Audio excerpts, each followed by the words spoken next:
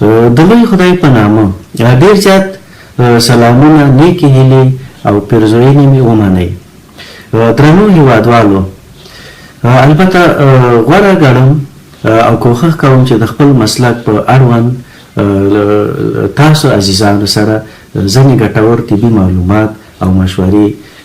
په ډېرو ساده او ټکو او الفاظو له تاسو عزیزانو سره یې شریک کړم. درنو دوستانو، البته د زړه د ناروغیو له جملو څخه یوه دغه ناروغي او یا دغه حادثه هم چې یوه وژونکې ناروغي ده او کچه یې نن سبا تر بلې ورځې مخ په زیاتېدو ده او هر کال د دې د ناروغۍ له امله په میلیونونو وګړي البته په ټوله نړۍ کې ورسره لاس په ګریوان دي. د زړه عضلات هم لکه د بدن له نورو عضلاتو په څېر اکسیجن ته اړتیا لري. نو په دغه ناروغۍ کې کله چې د زړه کوم رګ هغه له دننه څخه بند شي یا د بندش سره مخامخ شي، نو دغه حادثه منځته راوړي چې له امله یې د زړه حجرې یا د زړه د عضلاتو حجرې ډېر ژر متاثره او له منځه ځي. په تاسف سره باید ووایم چې زموږ ګران هېواد افغانستان کې د هرې ناروغۍ په تړاو او یا هم د ناروغۍ د مړینې د کچې په تړاو په دقیقه توګه پلټل او یا تحقیقات نه کیږي. نو په همدې بنسټ کیدای شي چې دا شمیرې په حیرانوونکې توګه لوړې وي. درنو خوږو دوستانو، لومړی تاسو ته یو څو تصویرونه چې ما تاسو ته تهیه کړي دي او بیا وروسته یو لنډې ویډیو ته د ستاسو توجه راغواړم. هیله ده چې تر پایه مو ملګرتیا وکړئ. تاسو پوهیږئ کله چې د زړه عضلاتو ته وینه ونه رسیږي او هغه باعث د زړه حملې ګرځي، کله چې په دغه کرونري د زړه رګونو په جریان کې بندش راشي، یعنی هغه پلک، دا د دې باعث یا لامل ګرځي چې دغه وینه بنده شي. کله چې دغه پلک البته دا تخریب شي یا وڅېړل شي، د ده له شا څخه البته هغه مایع چې شحم دی او صفحات دمویت په وینه کې موجود دي، البته دا د وینې غوټه جوړوي او دا د دې لامل ګرځي چې وینه زړه ته بنده شي، د زړه عضلاتو ته، او همدا دی چې د زړه عضلات د مړینې سره مواجه کېږي چې تاسو دلته ډېر په واضح په شکل وینئ. دې ته وایي د زړه حمله. درنو عزیزانو، تاسو په دې پوه شولئ چې کله د زړه رګونه بند شول او وینه د زړه عضلاتو انساجو ته ونه رسېدله، لومړنی راز چې منځته راځي او ډېر مهم دی هغه درد دی. او په سینه کې د زړه د ناروغیو دردونه مختلف شکلونه لري چې تاسو ته په دې برخه کې غواړم صرف د زړه د حملې درد یو څه رڼا پرې ور واچوم. درنو عزیزانو، د زړه د حملې درد که تاسو چیرې د هغه چا نه چې دغه مریضي تېره کړې وي، نو تاسو ته به خپل اظهارات وکړي چې واقعا دا یو ډېر شدید درد دی، او حتی بعضې حالتو کې دغسې فکر کېږي چې دی په سینه باندې لکه یو غر چې ایښودل شوی او ډېر زیات بوج وي، او کله کله هم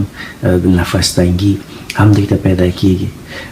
کېدای شي چې بعضې حالتو کې مریض ته خولې او سرچرخي همدارنګه کانګې هم پیدا شي، او په بعضې حالتو کې بعضې مریضان هغوی د درد نه دومره څخه شاکي نه دي چې هغوی دا اظهار کوي چې دردونه یې دومره شدید نه ول. هغه مریضان چې هغوی د شکرې په مرض اخته دي، هغوی کې هم دا دردونه البته د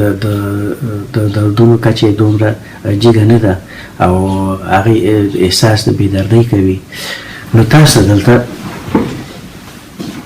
که چیرې موږ تاسو وګورو په دغه شروع د حمله کې لومړی درد د سینې د منځنۍ په برخه کې یو احساس د سوځېدلو مریض ته پیدا کېږي چې بعدا البته دغه درد په ډېر شدت سره د دې ساحه پراخیږي او دا د بدن مختلفو قسمتو ته انتشار کوي. په ډېرو بارزو حالاتو کې چې ډېر زیات لیدل شوي دي اکثرا دا دردونه البته د چپې اوږې ته او چپې مټې ته د دې انتشارات زیات وي او همدارنګه هم لیدل شوي دي چې دا دردونه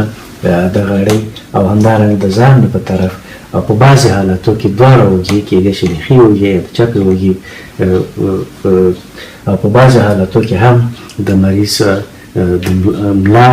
او یا هم د دوه اوږو ترمنځ د درد څخه شکایت ولري. نو دغه دردونه البته د نظر د نورو دردو سره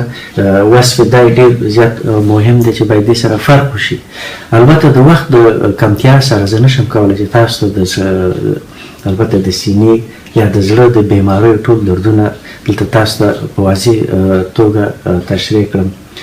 نو دا مې تاسو ته صرف دې په خاطر چې یو د زړه د حملې البته په څه شکل دغه دردونه وي د تاسو سره مې خپله تجربه شریکه. دوستانو ما ته په ډېر مختصره توګه غواړم چې تاسو ته د دغه مرض د لامل کوم فکتورونه چې دغه مرض منځته راځي چې هغه عبارت دي لوړ شکر، لوړ د وینې فشار او همدارنګه د کلسترول لوړوالی په وینه کې او د وزن زیاتوالی او یا چاغي دي. درنو دوستانو که چیرې موږ تاسې دغه شیان چې ما ذکر کړ د دې ته توجه وکړو، د دې په تداوی کې، د دې په کنټرول کې، نو موږ تاسې به ډېره د دې زړه د حملې د شتون یا د ګواښونې چانس کچه به مو راټیټه کړې وي. او پخوا کې چې ډېر زیات مهم دی هغه صحي خوړل دي. موږ تاسې باید د حیواني شهم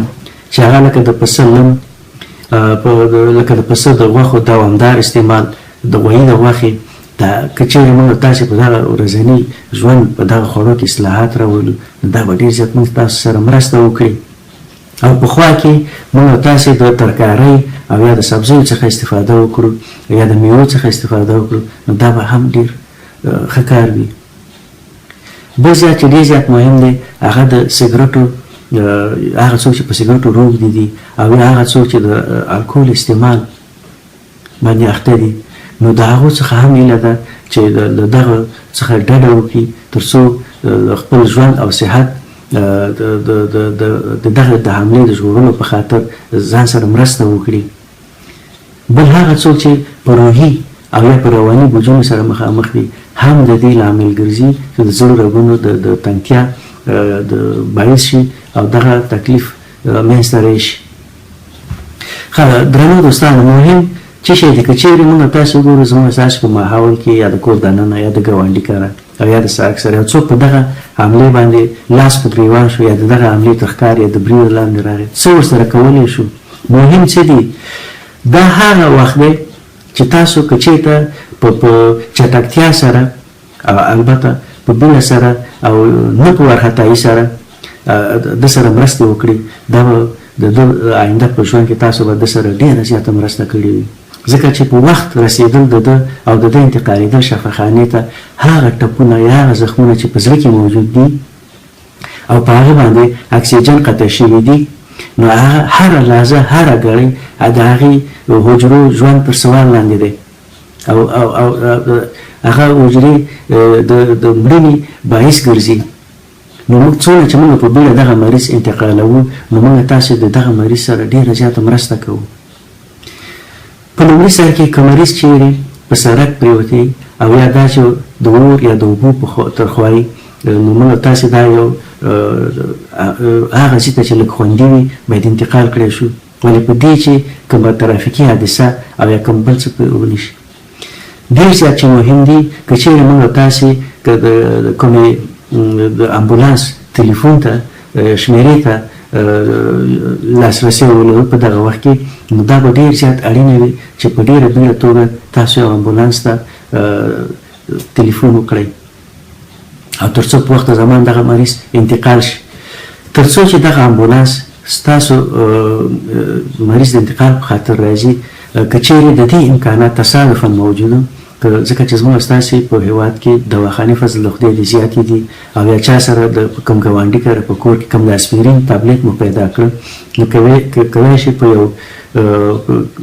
د ماشومانو دوست په اندازه که یا د ماشوم سپیرین وي او که نه وي هم کیدای شي د غټانو سپیرینې په نیمه پیمانه تاسو هغه ته ورکړئ او کوشش وکړئ چې هغې که ژولی شي چې ویژوي او ویې کړي دا به سره ډېر زیات کومک شوی وي ولې په دې چې دغه د اسپرین ګولۍ کله چې هغه غوټه په هغه د زړه په رګ کې تشکیله شوې دا د دې لامل ګرځي چې د هغه غوټې مخنیوی وکړي او کیدای شي لا هم د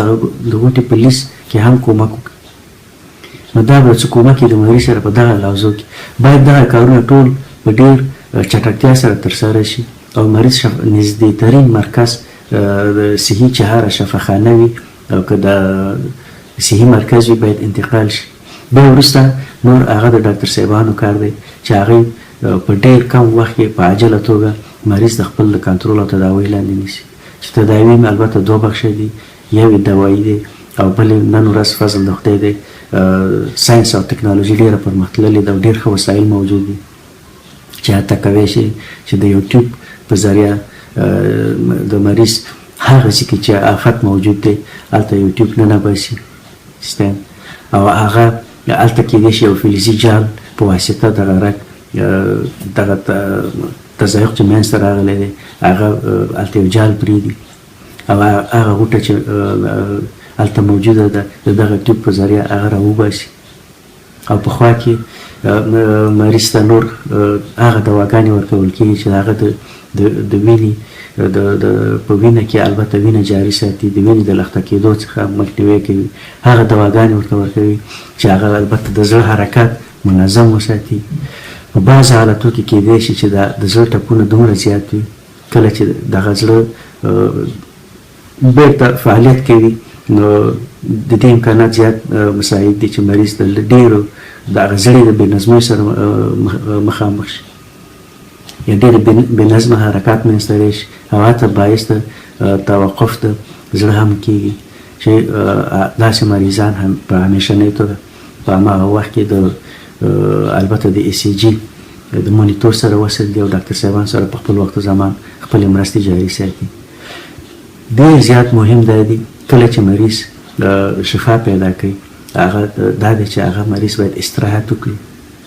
کم تر کمه مریض ته باید تر 2 میاشتو پورې مریض استراحت وکړي او هم دته اجازه نشته چې خپله د جلو تر شا کښېني او ډلیوري وکړي نو باید کوښښ وکړي چې دروند کار او نور آرام استراحت وکړي البته دا یو ډېره لنډه تاسو ته د زړه د حملې د ناڅاپي د زړه د حملې په هکله ډېر مختصر معلومات په ډېرو ساده و الفاظو ټکو ستاسو حضور ته مې تقدیم کړل پاک خدای دې وکړي چې ټول روغ و جوړ خوښ او خوشحاله او خوشبخته اوسئ وسلام